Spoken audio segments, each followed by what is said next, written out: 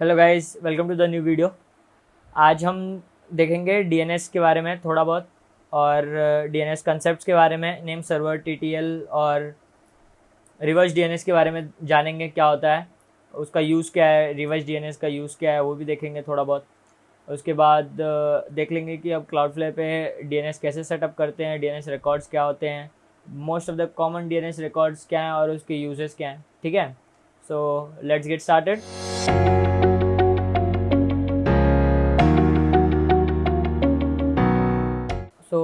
पहला सवाल आता है डीएनएस होता क्या है। ठीक है, तो इन सिंपल वर्ड्स, इधर मैंने लिख के रखा है एक लाइन में, in simple words it is a system which links your domain name to an IP address. ठीक है, तो इसको हम ये भी बोल सकते हैं कि एक कॉमन टर्मिनोलॉजी है फ़ोन डायरेक्टरी ऑफ इंटरनेट। ठीक है, DNS is also known as phone directory of internet. इसमें हर वेबसाइट, हर ऐप, जो भी आपको इंटरनेट पे दिख रहा है, ठीक है, without DNS server internet does not exist. And मतलब है एग्जिस्ट, बट आपको फिर वो आईपी एड्रेसेस याद करने पड़ेंगे। ठीक है, अब ये आईपी किसको याद होगा? ये आईपी, इतने सारे आईपी एड्रेसेस हैं दुनिया में, किसको याद होंगे? सबको नाम याद होता है। ठीक है, मेरे दोस्त का नाम ये था, मेरे दोस्त का नाम वो है। तो सिमिलरली हमको वेबसाइट का नाम याद रहता है, कभी भी आईपी एड्रेस नाम नहीं होता है। इसके लिए डीएनएस सर्वर्स, डीएनएस का इन्वेंशन किया गया था to make our life easy, ताकि हमको नंबर्स ना याद करने पड़े, सिर्फ एक नाम याद कर लें और पूरा काम हो जाए। ठीक है, सो जैसे इसमें आपने डाला फॉर एग्जांपल, कभी कभी आप जब डालते हैं www.facebook.com, तो उसका एक आईपी होता है। अब वो कहाँ लिंक्ड है? वो सेव्ड है डीएनएस में, डीएनएस सर्वर्स में। तो ये बेसिक था डीएनएस का ओवरव्यू। और अगले इसमें नेक्स्ट स्टेप में देख लेते हैं कि डीएनएस कंसेप्ट्स के बारे में थोड़ा जान लेंगे। डीएनएस कंसेप्ट्स क्या है? नेम सर्वर्स क्या है? नेम सर्वर ऐसा एक डोमेन होता है। ठीक है, नेम सर्वर भी एक डोमेन होता है, बट वो डोमेन किसका है? वो डोमेन है आपके डीएनएस सर्वर का। अब डीएनएस सर्वर भी एक कंप्यूटर पे रन होता है ना? डीएनएस सर्वर भी एक कंप्यूटर पे रन होता है, उस कंप्यूटर का एक पब्लिक आईपी होगा।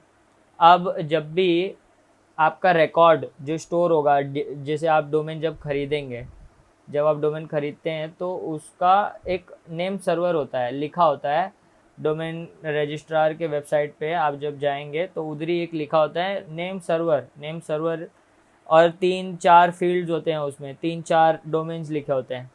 तो वो बाय डिफ़ॉल्ट आपके रजिस्ट्रार का ही होगा। ठीक है, क्योंकि आपने उससे ख़रीदा है तो उसी का रहता है बाय डिफ़ॉल्ट। बट कभी कभी आपका ऐसा जाता है कि हमको खुद उसका यूज़ नहीं करना है, उसका उतना अच्छा नहीं है, उतना बढ़िया सर्विस नहीं देता है, बस डोमेन खरीद लिया उधर से, लेकिन हम डीएनएस सर्वर किसी और का यूज़ करेंगे। फॉर एग्जांपल क्लाउडफ्लेयर, तो आप वहाँ नेम सर्वर्स चेंज कर सकते हैं कि now I would like to use Cloudflare का DNS services and DNS records में। इसका मतलब क्या होगा? जो अभी आप डीएनएस रिकॉर्ड्स क्रिएट करेंगे वो क्लाउडफ्लेयर के सर्वर पे स्टोर होने वाला है, आपके रजिस्ट्रार के सर्वर पे नहीं। ठीक है, सो ये हो गया नेम सर्वर। और टीटीएल क्या होता है? टीटीएल, जब आप डीएनएस रिकॉर्ड्स क्रिएट करते हैं तो टीटीएल करके उधर एक एंट्री होती है। अब वो एंट्री जो फील्ड है, वो कॉलम में हम डालते हैं नंबर्स, सेकेंड्स में वैल्यूज़ होता है उसका। ठीक है, 60 मिनिमम होता है, आई गेस 60। कुछ वेबसाइट्स 1-2 भी अलाउ करते हैं, बट उस बहुत हैवी वेबसाइट, जैसे बहुत hi fi Google domain, Google DNS हो गया, ये सब ऐसे क्लाउडफ्लेयर इज़ मिनिमम 2 मिनट्स। और अज्योर हो गया, Azure also gives very very less value. तो जितना कम वैल्यू उतना लेस सेकेंड्स वो होता है। It is represented in seconds. तो अब इसका मतलब क्या है कि आपने उधर फॉर एग्जांपल 3600 डाला है। ठीक है, इसका मतलब है 1 आवर। तो 1 आवर का मतलब क्या है? आपका जो एंट्री है, ठीक है, जो रिकॉर्ड है, वो 1 घंटे तक उस सर्वर में कैश्ड रहेगा। ठीक है, कैश रहेगा। अब जब भी आप सपोज 1 घंटे के पहले अगर आपने चेंज कर दिया उस रिकॉर्ड को, लेकिन वो ऑल अराउंड द वर्ल्ड 1 घंटे में रिफ्लेक्ट नहीं होने वाला है 1 घंटे के पहले, क्योंकि मोस्टली कैश क्लियर कर दिया अगर किसी सर्वर पे, तब जाके वो फ्रेश डेटा लेगा। बट जब तक वो कैश रिफ़्रेश नहीं होता, ठीक है, जो कि रिफ़्रेश कब होगा? 1 घंटे बाद, क्योंकि आपने TTL वैल्यू सेट किया था 3600, तब तक वो नया एंट्री नहीं लेगा। So TTL is how your records are cached for how long, ठीक है। रिवर्स DNS क्या होता है? Reverse DNS resolves an IP address to a domain name. जैसे DNS का क्या काम है? डोमेन नेम को IP एड्रेस से लिंक करना, बट रिवर्स DNS का काम है IP एड्रेस को डोमेन से लिंक करना, ठीक है। इसका मोस्टली इम्प्लीमेंटेशन हम देखते हैं मेलिंग सर्वर सेट करते टाइम, ठीक है। क्योंकि मेलिंग सर्वर्स, अगर सपोज आप जीमेल का मेलिंग सर्वर यूज़ कर रहे हैं आप अपने सर्वर पे, या रिले होस्ट यूज़ कर रहे हैं जीमेल का, तो उधर अगर आपका रिवर्स DNS सेटअप नहीं है तो आपके सारे या मैक्सिमम मेल्स जो हैं वो स्पैम फोल्डर्स में जाएंगे। बिकॉज जो गूगल है उसको चाहिए होता है कि आपका रिवर्स DNS आप ही के IP पे पॉइंट करे, तभी जाके वो वैलिडेट करेगा और उसको एक नॉर्मल मेल के तरह ट्रीट करके आपको इनबॉक्स में भेजेगा, नहीं तो स्पैम में जाता है, ठीक है। तो रिवर्स DNS एंट्री सेट करना इज़ इम्पॉर्टेंट। अब हम देख लेते हैं बेसिक DNS रिकॉर्ड्स कौन से होते हैं मोस्ट कॉमनली यूज्ड। तो A रिकॉर्ड होता है, 4 बार A वाला रिकॉर्ड भी होता है 4A, फिर C नेम होता है, MX होता है, TXT और PTR record. These are most common used DNS records. अब A रिकॉर्ड यूज़ होता है लिंक करने को IPv4। अगर आपका सर्वर IPv4 यूज़ कर रहा है तो आप A रिकॉर्ड क्रिएट करेंगे कभी भी ऑफ जो 4A है, ठीक है, A record that is use to link IPv6, ठीक है। अगर आपका सर्वर दोनों यूज़ कर रहा है, IPv4 भी यूज़ कर रहा है और IPv6 भी यूज़ कर रहा है, तो आपको दोनों रिकॉर्ड्स क्रिएट करने पड़ेंगे, बट एक भी किया तो भी चलेगा।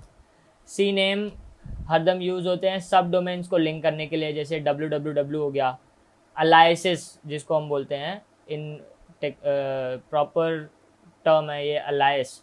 सो C name is Alice of your actual domain name जो आप पॉइंट करना चाहते हैं, ठीक है। जैसे www.com example.com will point to some, if you want to point it to same you can do that, but suppose आपने डाला ब्लॉग का, पर आपका ब्लॉग वाला आपके सर्वर पे नहीं है, कुछ दूसरा सर्वर है उसका, तो उसका आप उसको लिंक कर सकते हैं C नेम के हेल्प से, ठीक है। MX रिकॉर्ड होते हैं यूज़ सेटअप करते टाइम, मेल सर्वर सेटअप करते टाइम MX रिकॉर्ड्स यूज़ होते हैं।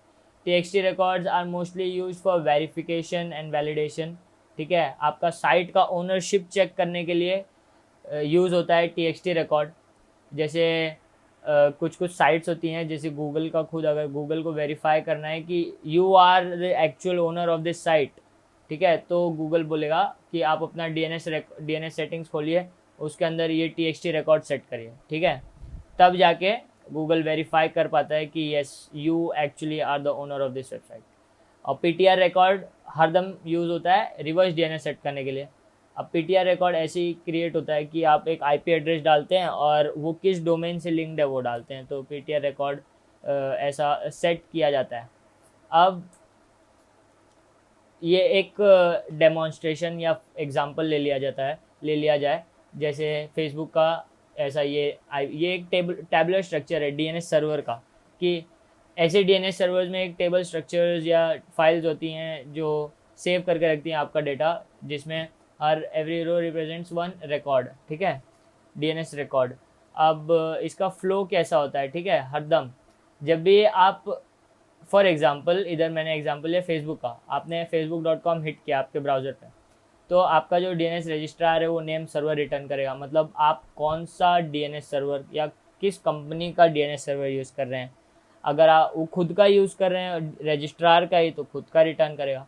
अब उसके बाद क्या होता है, आपका जो कॉल है वो ब्राउज़र से कॉल जाएगा उस नेम सर्वर पे, नेम सर्वर रिटर्न करेगा आपका जो भी आपने मेन एक्सेस किया था। जैसे इसमें facebook.com का था 12, ये एग्जांपल है, ठीक है, दिस इज़ नॉट रियल, तो ये रिटर्न कर देगा आपको IP एड्रेस, ठीक है, IP एड्रेस आ जाएगा नेम सर्वर की तरफ से।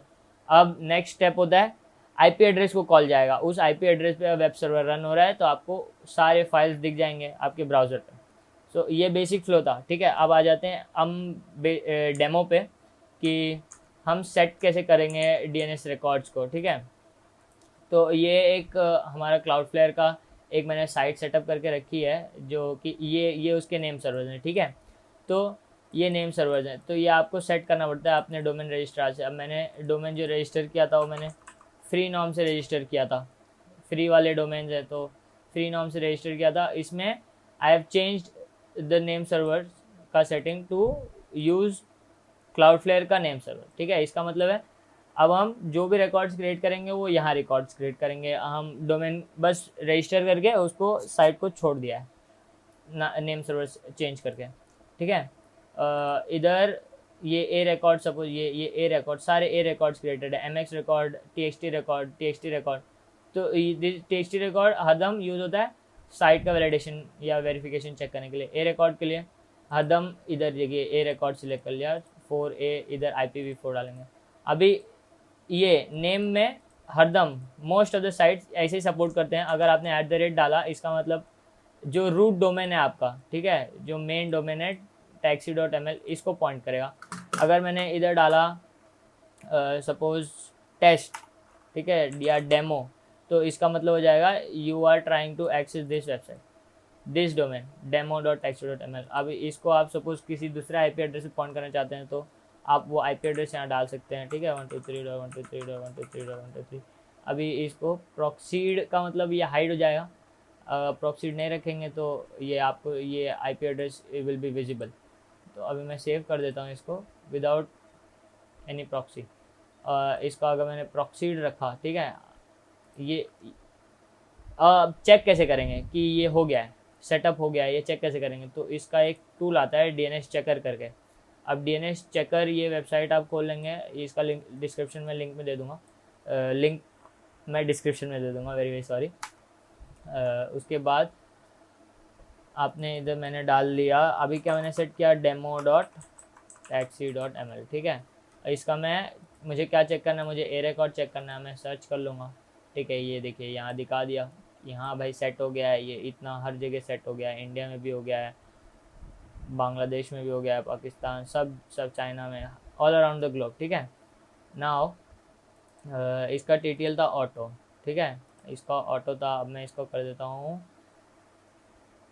लेट्स से 5 मिनट्स और सेव कर दिया, ठीक है। तो अब मैं अगर इसका चेंज करूँ, ठीक है, इसका मैं चेंज करता हूँ 121.121.121.121, ठीक है, सेव कर दिया। अब इसको वापस से चेक कर लेते हैं, तो अभी भी ये 5 मिनट बाद होगा, ठीक है, क्योंकि ये हो गया। अब ये कैश हो गया है सर्वर पे, ठीक है, 5 मिनट के लिए सर्वर पे कैश हो गया बिकॉज TTL वैल्यू था 5। अभी अगर मैं इसको चेंज करूं तो ये नहीं रिफ्लेक्ट होगा, ठीक है।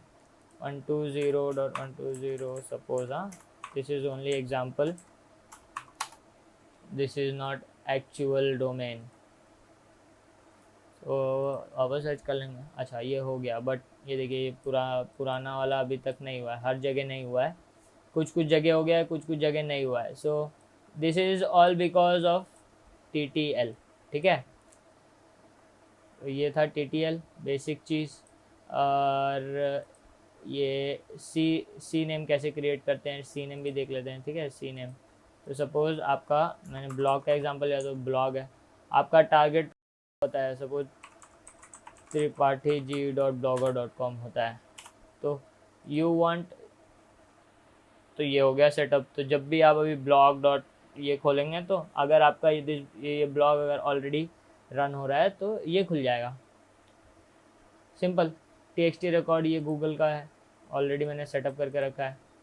ये बेसिक डेमो था। और ये जो टूल है, ये tool I use this very much, हरदम चेक करने के लिए कि मेरा रिकॉर्ड्स कहाँ क्रिएट हो गए हैं, कितना कैश हुआ है। इसका एक बहुत हेल्पफुल हो जाता है। जैसे अभी मैं taxi.ml डालूँ, ठीक है, और इसका ए रिकॉर्ड चेक करूँ, तो ये ए रिकॉर्ड दिखा देगा, यहाँ स्पेसिफाई कर देगा कि, और अब सपोज़ आपको कोई एक स्पेसिफिक वैल्यू देखना है कि इसका ये सेट हो चुका है कि नहीं, तो आप एक्सपेक्टेड वैल्यू क्या है उसमें सेट कर सकते हैं। यहाँ दिखा देगा कि सारे DNS सर्वर्स में ऑल अराउंड द वर्ल्ड हो गया है सेट।